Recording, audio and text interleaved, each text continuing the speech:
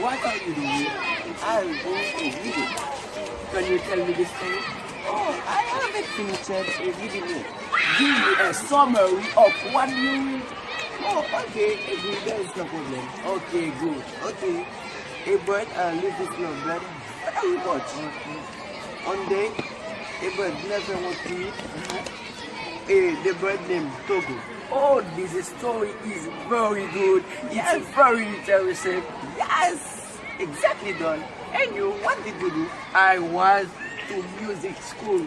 Okay. What instrument you play? I play flute. Oh, okay. What is the maestro music? The name is Maestro Cecile. Okay. You speak English very well. Yes. Thank you so much. Thank you so much. Oh, you of course English? Yes, I'm of course English. Okay. What is the name of your teacher English? Okay. My English teacher's name is Israel. Oh, tell me about for your teacher. Okay. My teacher's English is very competent. Is master in English. Oh, I am so happy for the conversation. I am going to go because I am going to cafeteria. Okay, me too. I am so happy for the conversation.